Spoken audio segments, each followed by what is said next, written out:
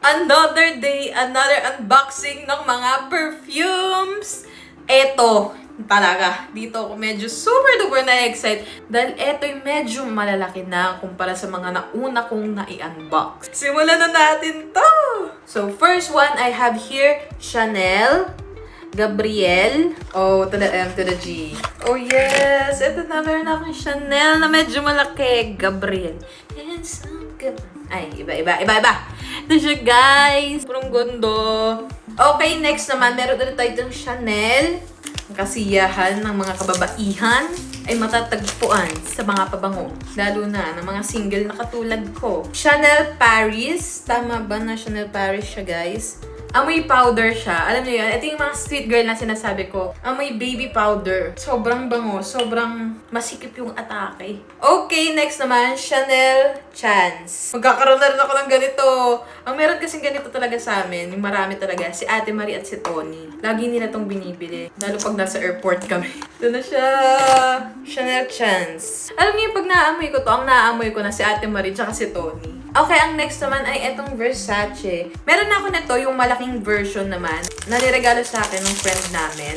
Ngayon, magkakaroon ako ng mini version niya. Ito siya, Versace. Ito yung meron na ako, yung Versace na malaki. Tapos, ito yung nabili ko sa Wonderlux. Diba? Ang liit lang. Cute-cutesy. Okay, next naman ay Jo Malone. Alam ko may mga mini na ako, pero ito, mas medyo malaking version. Oh my God. Parehas pang ito yung gusto ko. Ito yung Wood Sage and Sea Salt na naamoy ko na. At ito yung isa sa pinaka-favorite ko sa Jo Malone. At ito naman yung Peony na isa rin sa gusto ko. Kasi tatlo yung in-unbox ko na mini, diba? Etong parehas na to yung malaking napunta sa akin na super bet ko yung amoy.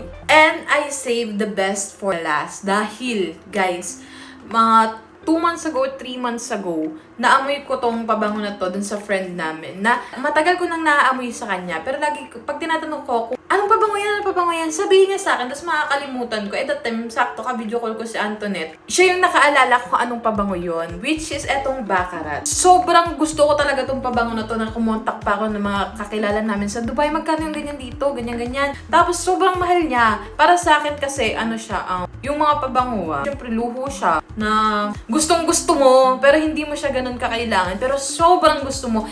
Kasi itong Baccarat, guys, super duper gusto ko to. As in, talagang nung magka-chat kami ni Antoinette, parang isang buong araw namin pinag-uusapan tong Baccarat. Sabi ko pa na sa sarili ko, hindi pwedeng matapos tong taon na to na hindi ko nabibilan yung sarili ko ng Baccarat. Kasi, ang presyo niya dun sa Dubai, yung pinakamalaki is 54,000.